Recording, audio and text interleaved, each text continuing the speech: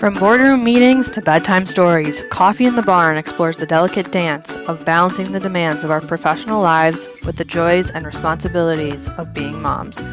Join us each week as we discuss the latest trends in agribusiness, share insightful interviews with industry experts, and sprinkle in some heartfelt anecdotes about the humorous and heartwarming moments that come with being a working mom in agriculture.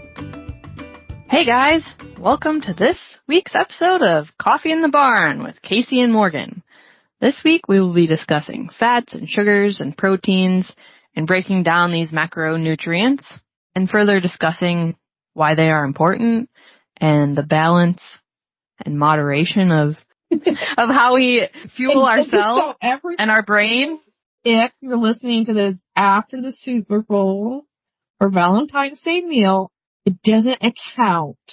It's not important or relevant for those types of events because we're recording this the week of both. So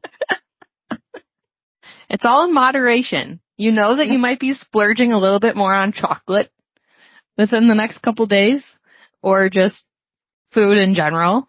So then maybe just have a smaller lunch if you know that you'll be snacking and having a larger dinner. Well, yeah, the sign-up genius list that we got for the school party kind of just scared me to death. Candy.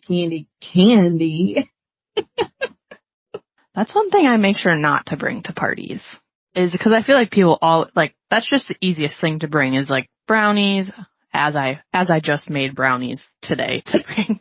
As I'm saying this, I try not to bring treats as I'm the one that's bringing brownies to our party this afternoon. Well, it's not my go-to. I just had a box that has been sitting in the pantry that I needed to make. Well, let's get into school. You're not allowed to bring homemade food, so you can't modify or change things. And I think this is partly our mom talk's going to be a good segue into the conversation in my mind. Oh yeah, for sure. I mean, I haven't really had to bring snacks for school yet, but I know that, you know, most classrooms are nut-free for sure. I don't really have that. I don't have that constraint. It's just... Nuts, though? Do you have that constraint?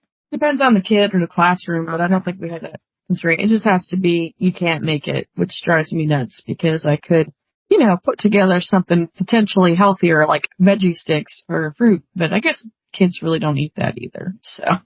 Are they afraid that parents are going to make special treats? Yeah. Well, yeah, or just food safety, Morgan, is part of it. Food safety, right? So labels in it that you know. We're not sending chicken or meat to school. There are some people's kitchens I don't think I'd want to eat at it. Yeah, I could see that. But that is not today's topic of food safety. Well, that will be coming up. Yes. No, that will be coming up in the next couple weeks. Calling from the mom who scrubbed her kitchen down for this morning. Oh, I think I've cleaned my kitchen 3 times today because I have just been cooking and prepping and just a day of being in the kitchen. Well, so when you prep food, I guess obviously you're prepping for a party, but do you also prep for the week? Yeah, occasionally. Like yesterday when I went grocery shopping, I will plan out. Well, it's hard on weeks that I'm traveling because I'm going to be gone for 2 days and then I get home and then Garrett leaves for 2 days. So we really don't need to meal prep that much because we're both going to be gone for 4 days out of the week. So I more prep just quick snack things that the kids can eat. If Garrett's juggling both of them by himself, I made mini blueberry muffins. I'll chop up a bunch of cheese and sausage. So then you can just put those out with crackers. When I do grocery shopping, I'll make sure that I have quick and eat grapes and blueberries, just quick, easy grab and go snacks. But today I made a double batch of pork chops and sweet potatoes and stuff like that for the week. And then I made late last week, a couple days ago, I made a rotisserie chicken that I had used taco seasoning, made shredded taco chicken. And we used those for nachos, and then we used those for enchiladas. And then I also made a casserole Tex-Mex type dish. So we still have quite a bit of food in our fridge from the last couple days of meals that I've made. So yeah, that's kind of how I like to meal prep, is do some crock pot meals. And you're like, I don't know what we'll do this week, but I do crock pot meals, lots of stews, soups, and then I'll freeze half of it for a week that we're really busy and we don't have time, and they can just microwave it out. And then I do like to cook chicken, like you said, to shred it and use it in 2 or 3 different ways. The same, like if we do a roast, we'll do the same thing. We'll like on a Sunday have the roast for dinner, but then later in the week, we'll either make some kind of noodles with it or make open face sandwiches, things like that. But my husband learned that, I can't make the salads 5 days ahead of time because some of the stuff gets soggy and he gets mad at me. So I can at least make his salads 2 days ahead of time. And I think when we look at fats, carbs, and proteins, and as we work our way into that from our mom talk, that I think it's kind of really important. And I have this philosophy is you eat what's in front of you. And sometimes we'll buy potato chips, but I can't buy them often because we'll literally eat the whole bag because they taste so good. We always have corn chips because we use, corn chips in taco salads or nachos is like a big meal in our house, or chips and salsa. I just really found that if I have the food in my house, I eat it. So I make sure, like you said, the quick and easy stuff we have is fruit and vegetables. And I think that's kind of really important when we think about that. I don't really stress eat, but I think sometimes I'll eat out of boredness. Mm-hmm. If I don't have it in the house, I won't eat it. So I try to keep, and then with little kids, anytime you're eating something, they always want whatever you have. I got lucky, 2 nights ago? We were on our way back from somewhere and they'd both fallen asleep in the car, and I was like, I'm going to go get myself some Culver's ice cream. And I sat in the driveway and I ate it in silence and didn't have to share. And both the kids stayed asleep. My neighbors are probably driving by like, why is her car on outside of her driveway? I was like, I'm taking 15 minutes for myself. That was my self-care for the day. I love it. I'm not a big ice cream fan. We'll eat it every once in a while, but not mine. My husband's and my son, for sure. But yeah, it doesn't help that we only live like a mile from Culver's, and you have to drive past it every single time we like have to come to our house. And Emma recognizes the sign now, so every single time we like drive to town or to the next town over, we have to drive past it, and she's like, I want that. And I was like, we'll see. My son's favorite's McDonald's. I don't know what it is about their commercials, their Happy Meal toys, or what, that for some reason, what are you going to eat? McDonald's. Not sure that's the best choice. But no, but it's all in moderation.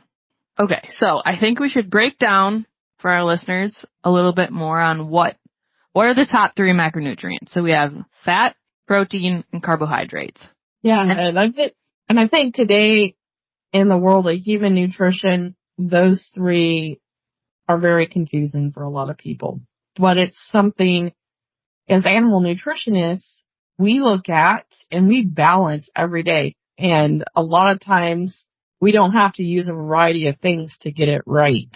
And I think with all the different diet fads out there, and we all know that obesity is an epidemic that's in our country, and fat specifically gets blamed a lot that it's bad.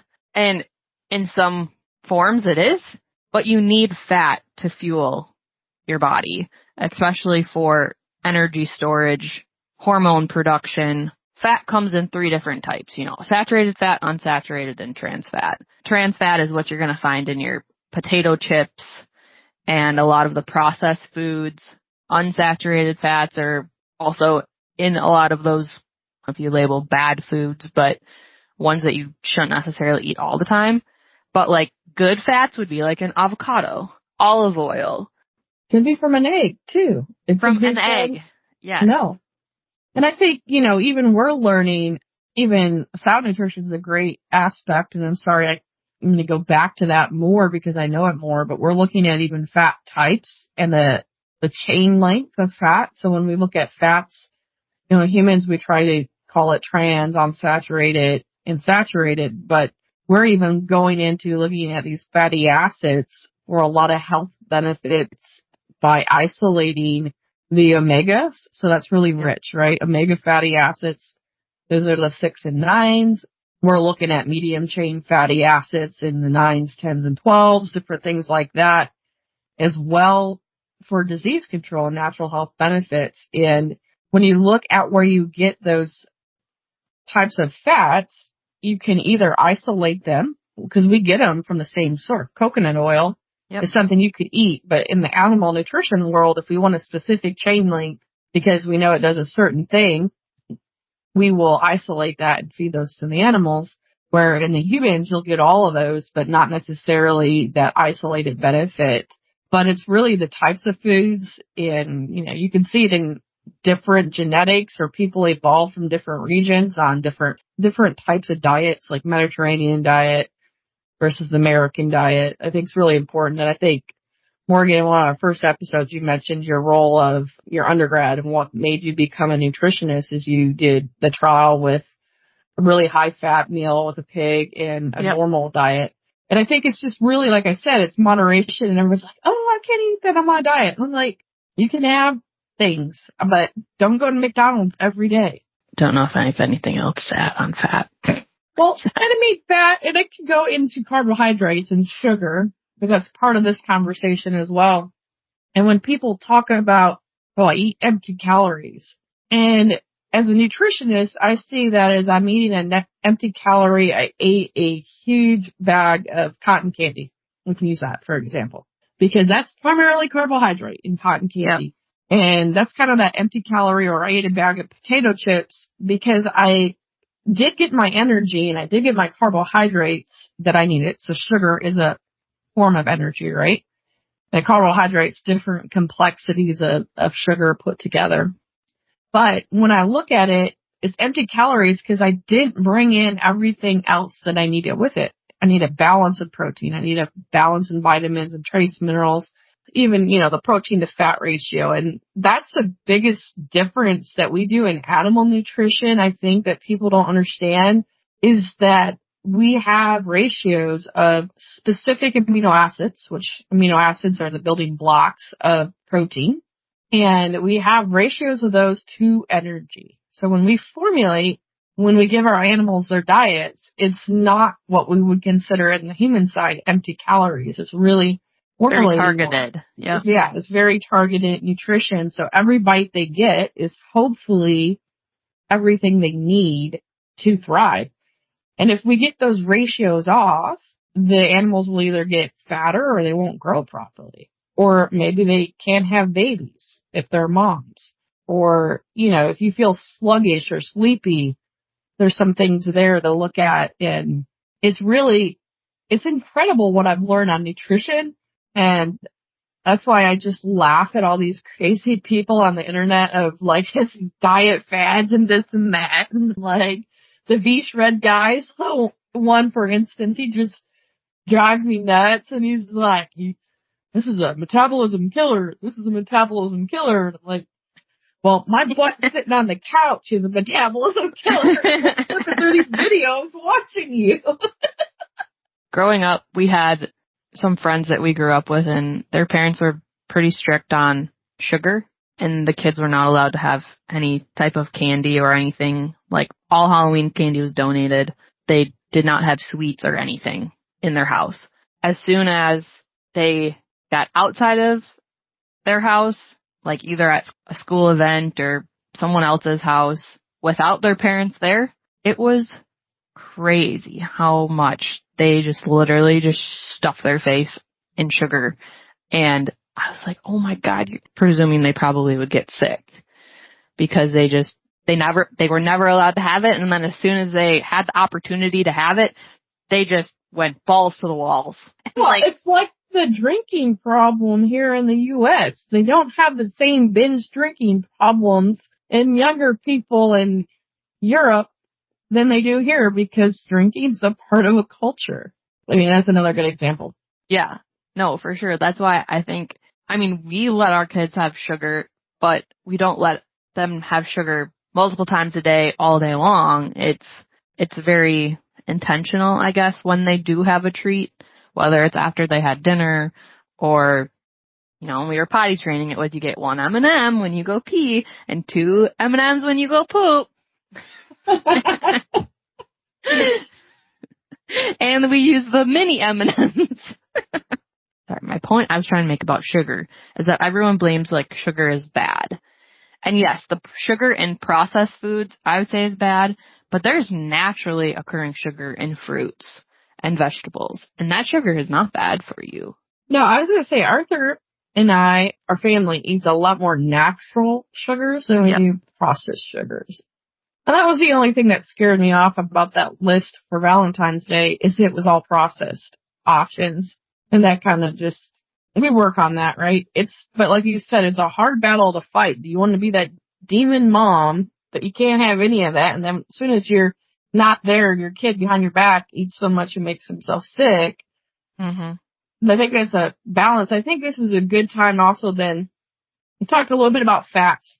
We can go in a lot more details if people want to learn about fats and nutrients, and we'll bring on different experts. But carbohydrates, and here's the really hard thing for people choosing what to eat and what's good.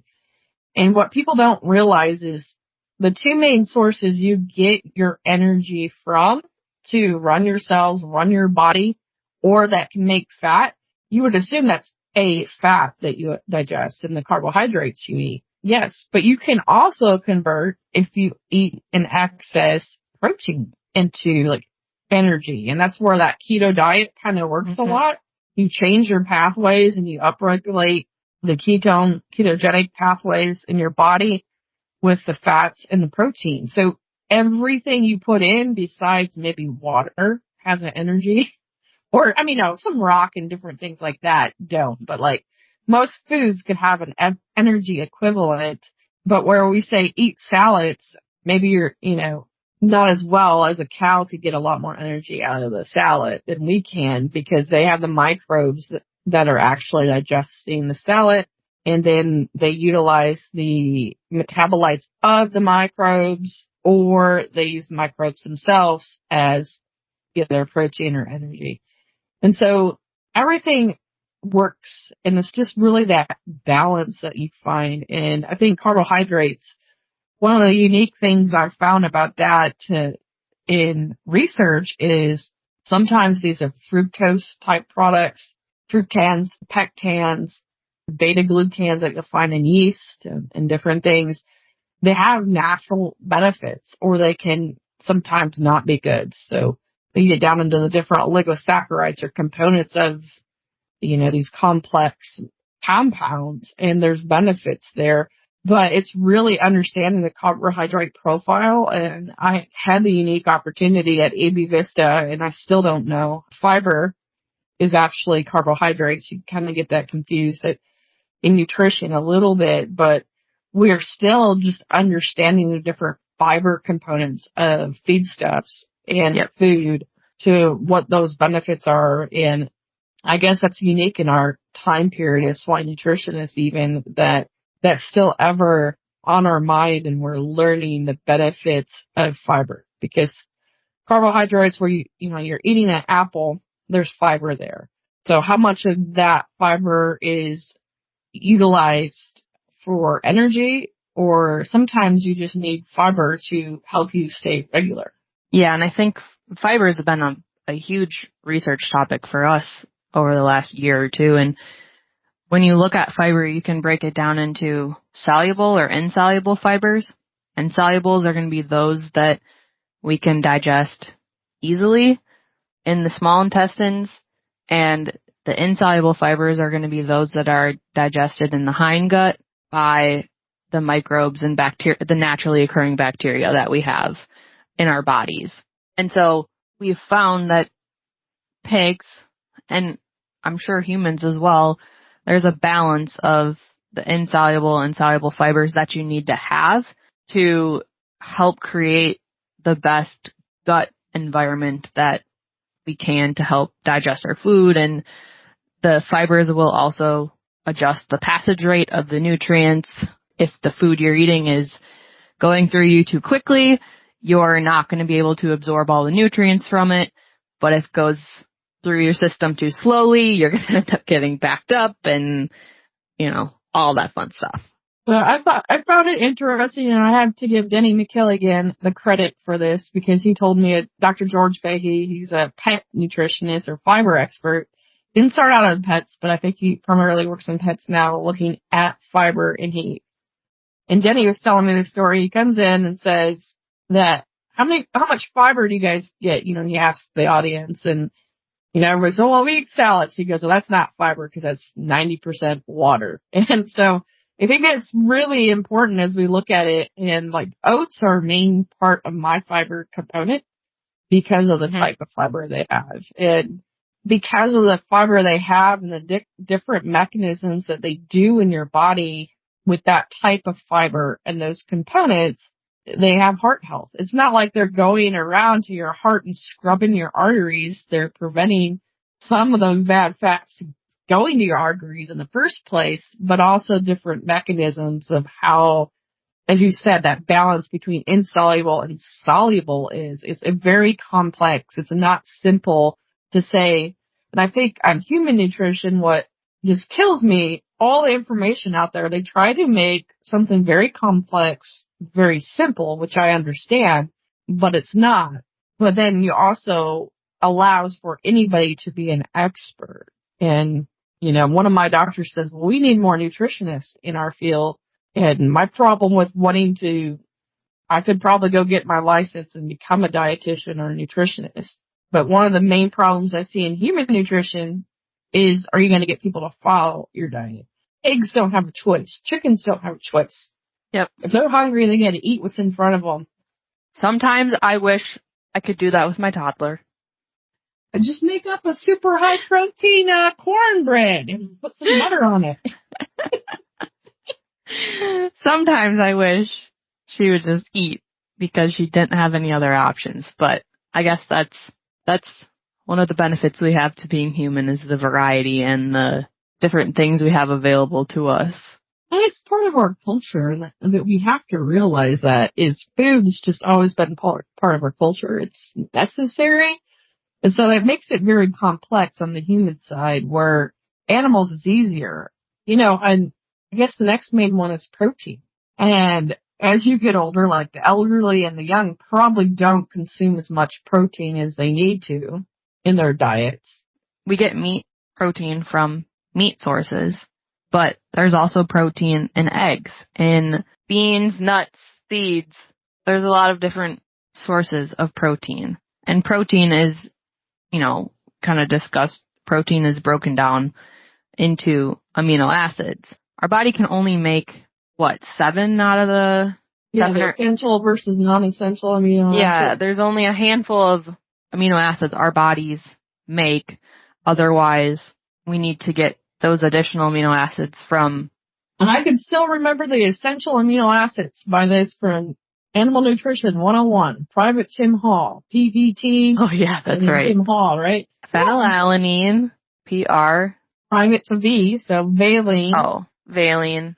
Threonine, tryptophan, isoleucine, histidine.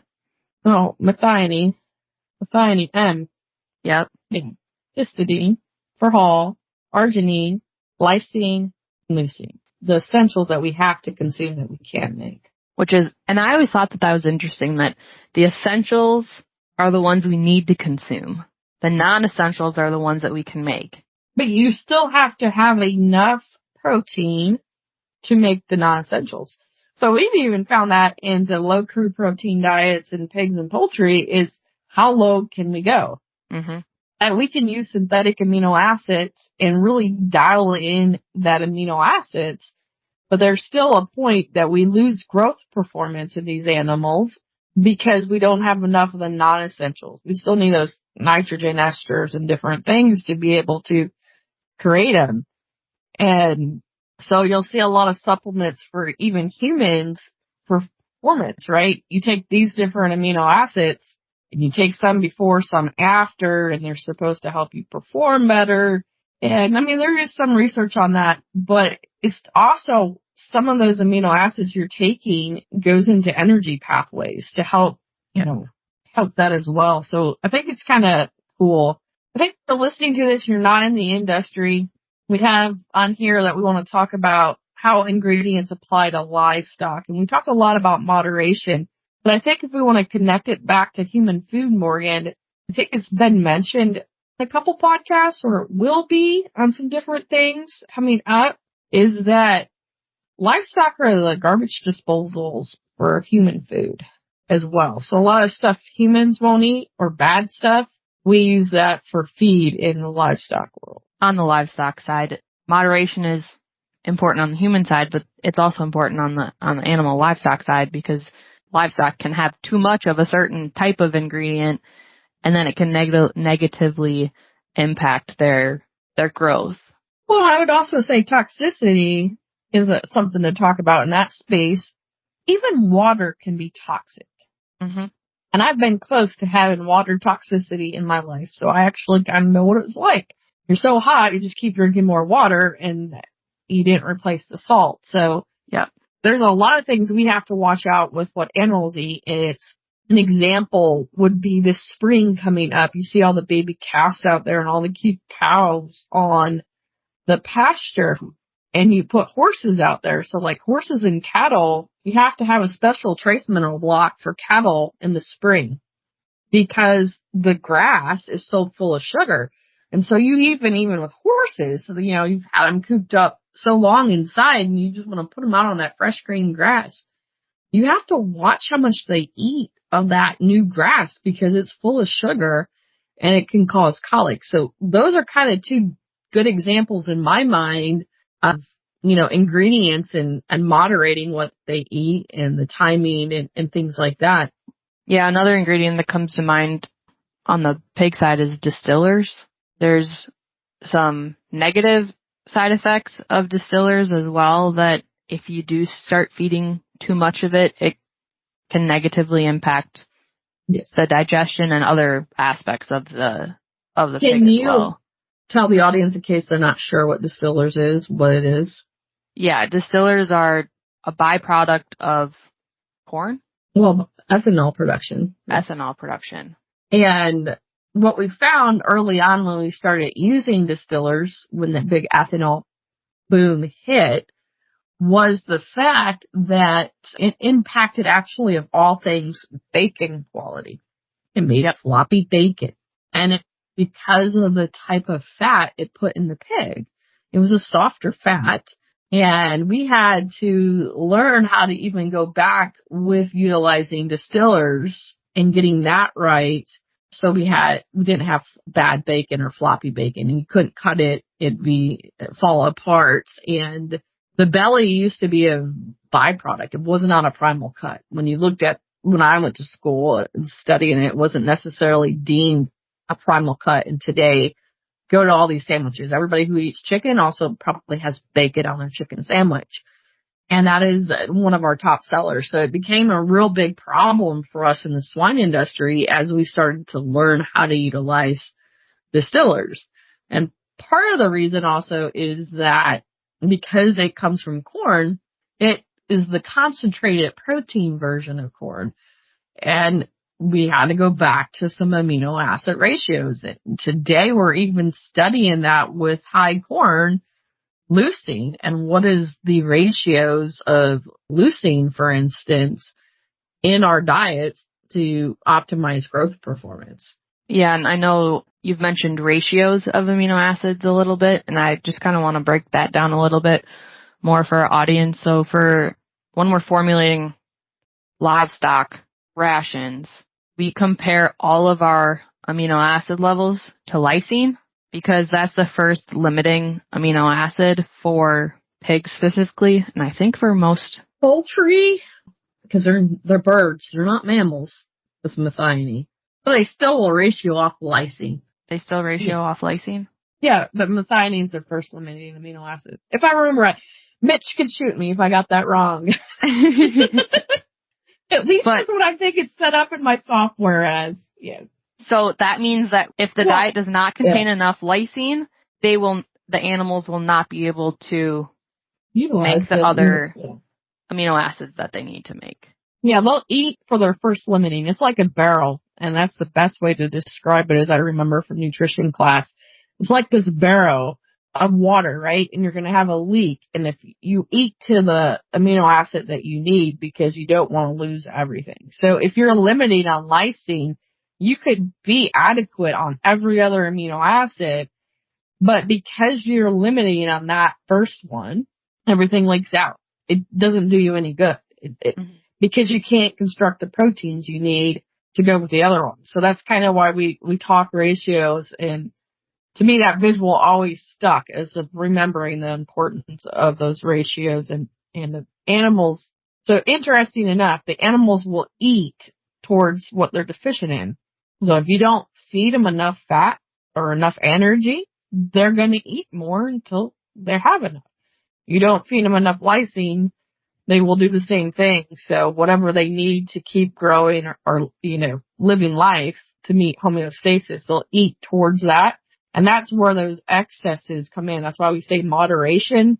And that's kind of where we went to the plate standard versus the old food pyramid and human nutrition is, moderation. If you can use a plate, you're going to be more moderate on what you put and make sure it's balanced. And that's essentially what we do behind the scenes in a very complex software system. Yeah, and I'll also add that also for livestock, depending on the season, we might add or subtract certain ingredients.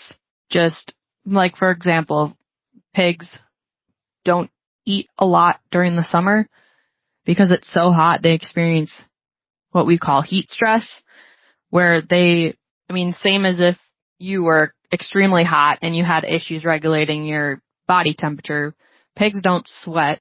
And so in times of extreme heat, the only way that they can cool themselves off is through the passage of air and airflow and movement. And so in the summer specifically, we will increase the amount of fat in the diet by 10 or 20 pounds to help increase that energy density of the feed, because we know that the pigs are not going to eat as much when they're hot.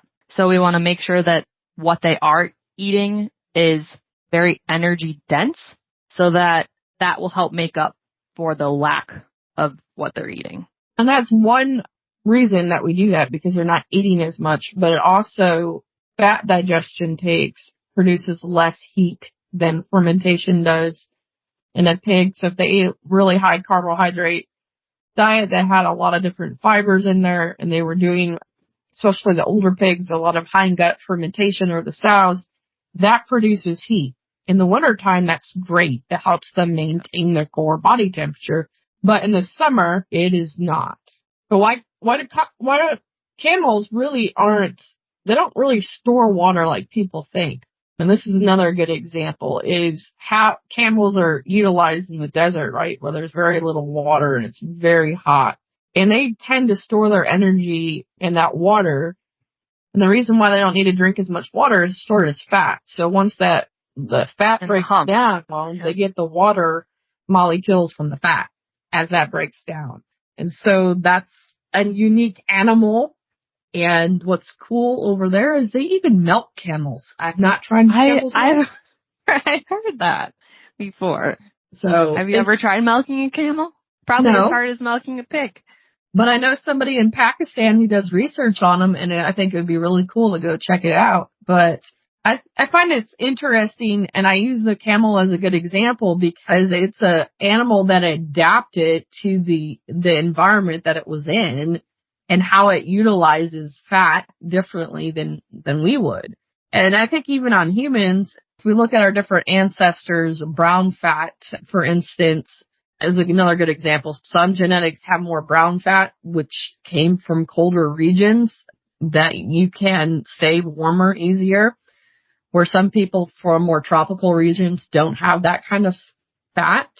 We look at race horses. This is why I was bringing up the different types of animals and how they adapt. We look at different horses, performance horses.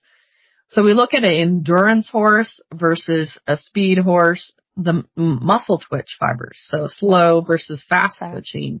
And you'll see that in your nutrition, white versus dark meat from a chicken. It's the different types of muscle. So it takes a different type of protein and energy requirement for those types of muscles. And so the wings are the dark meat and the legs because those are the moving components of chickens, and that's the easiest one to display the differences in. But this goes back into the sugar conversation is performance horses or high working horses and dogs even, they're kind of schizo from a behavior standpoint. And I think some of the neatest work that came out since I've been a nutritionist is now they tend to, horses used to get carbohydrates. They wanted that hindgut fermentation going on in the cecum.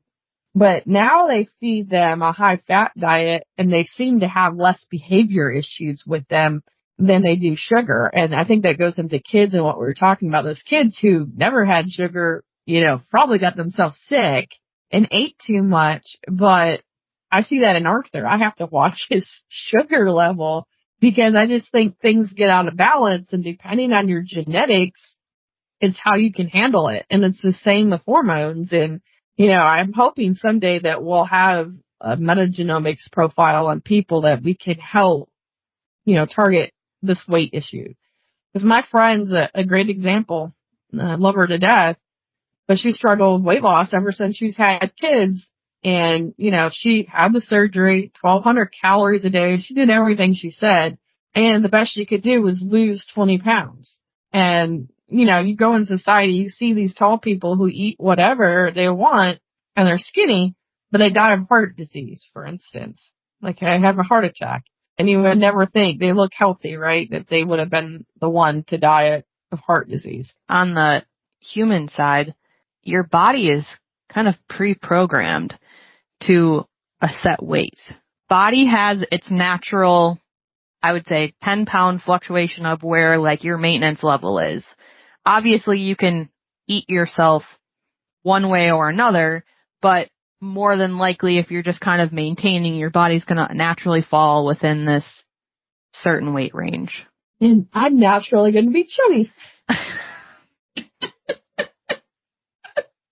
But I think that's interesting. And back to the muscle fiber conversation is when I was taking my meat science class in undergrad, I didn't realize that you're born with as many muscle fibers as you are going to have. And I always thought that was interesting for all those people that are in powerlifting and hardcore weightlifting. Like, they're not changing the amount of muscle fibers that they have. They're changing the orientation of the muscle fiber bundles, which I always thought was really interesting on how you can naturally condition yourself to have more slow twitch or fast twitch muscle fibers. An example that comes to mind for me is those individuals that are sprinters, like when it comes to, and you kind of already mentioned on the racehorse side, but individuals that are really good at sprinting have more fast twitch muscle fibers than slow twitch. Then runners like me, I can just go forever. I have way more slow twitch muscle fibers than fast. And here's the thing, though, is how do you program that to optimize it? It's not saying that a sprinter cannot become a marathon runner. It takes training. It takes training to switch that over, right? So you're transitioning that. But it also takes nutrition. Yep. And this is where even I think from a performance athlete, regardless if it's a human or a horse or a dog, we have really started to hone in nutrition, and we can change that. Like, I use the laying hen as a great example of an animal that through nutrition, we could change what she produces, and that egg that we eat is a great example. One of the first projects that I did at Comeback was to develop a fat supplement to get higher omega egg fatty acids into the egg that humans ate. And it was just incredible when people say you are what you eat. And that is a great example is, if you want to be this type of athlete, you want to be a marathon runner, if you want to be a sprinter, or if you want to, just look good on stage and do the big muscles versus, a bodybuilder is not as strong as a strong man. My husband always tells me that. He's a strong man. He's not a bodybuilder. If that makes sense. Okay. So he's like anti-bodybuilder, but like he could have been a strong man back in his younger day. He did shot put and stuff in college. That type of guy. But there are bodies and genetics that are good at, certain things, but you also have to have the nutrition. And then, of course, I'm not a trainer or exercise physiologist, so I'm not going to talk about that. And I don't run marathons. I'm just lucky I get out of bed every day. Hey, you're supposed to be running, or I don't say necessarily running, but your goal is to do a 5K this year. It is. And if the sun would come out a little bit more, I'd be closer to that goal. It's interesting how, especially for endurance athletes, that your body only has an hour and a half of glucose storage in your liver for it to tap into a term that some people might know as carb loading. So before a big race. What did you eat before a big race? Yeah. So when I was in high school, we would always have like spaghetti dinners and stuff like that, like the night before, and we'd carb load, the night before our big race. But granted, our big races are literally just a 5K, so it really wasn't that much. But as I've continued on my endurance athlete journey since high school and over the years, I've definitely changed how I feel differently. So before a big race, I will usually eat like a chicken breast, simple sugars like a sweet potato, a mixed green salad, and chicken. Like, I don't want to carb load, and like, I found that if I carb loaded or ate just like a giant bowl of spaghetti, it took a lot longer for my body to digest that, and I just felt a lot more sluggish because my stomach was full. Where if I had like a sweet potato and chicken breast, it was a lot easier on my digestive system and I didn't just feel like bleh. And so that's what I would eat the night before. It was a learning curve, and each person's different. Some people can eat a lot before a race or just continuously eat throughout, but you really learn like targeted nutrition. And it's interesting how, if you do a really, really hard workout and you don't replenish what you've just burnt, you're going to feel a lot more tired 3-4 hours after that event or hard workout than if you took a quick protein shake afterwards. And that was something I really noticed is if I ran a half marathon or a marathon, if I ate right away afterwards, even if I wasn't hungry, if I just ate something afterwards, I would feel a lot better than if I just was like, oh, I don't need to eat anything. I'm not hungry right now. Because your body can't tell you that you're hungry after an event that long. It's just kind of trying to survive at that point. I think you made some good points, and I mean, there's some, we could go on, but I think we've kind of left this at a good part. What I'd like to do and I'll let you give them the action item, but if you have comments or you want us to go a deeper dive on specifics, because we're opening up this nutrition realm for you right now. We're not trying to be experts on everything or go very minute on details. We're broadening the scope to see who's listening and the feedback we get, because we want to develop content that's relevant for you. But I think if you want to understand nutrition differently and you get frustrated and you're listening to this, an animal nutritionist is probably a good person to start with. But I always leave my clients or people wish for me to be their nutrition consultant or coach that, my training is to make animals grow fast and get big. I have a lot of hard times taking weight off. So that's a caveat I'm going to leave the audience with, is that I always tell people, if you're a bodybuilder, I can probably help you, but if you're trying to lose 20 pounds, I just tell you got to be like me, stop eating and go exercise.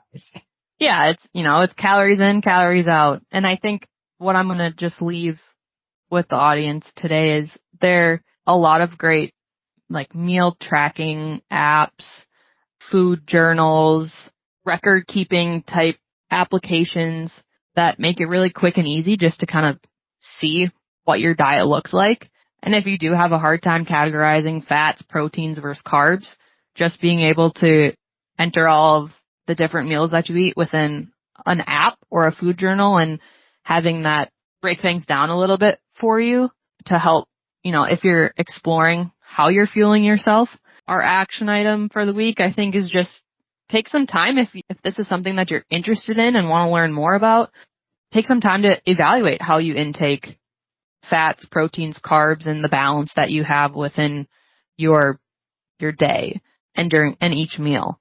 And you'll find trends over time. And if you listen to your body will tell you what it needs. Mm-hmm. And I use the example to leave that for the action item. When I was pregnant with Arthur, I craved hamburgers and watermelon.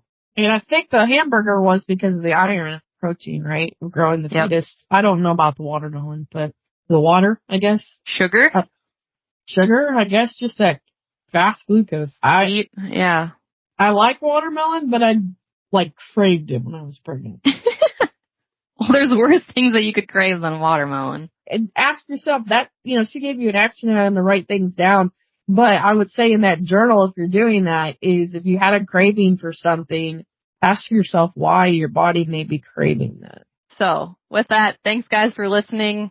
Next week, we will be tuning into phase feeding, and we have a very special guest, Mariana Menegat. Gonna love Dr. Menegat. Yes, she's from Brazil, currently lives in the U.S. with her husband, has great knowledge, and since we already recorded it, we're telling you, it's off the wall. You need to listen to it.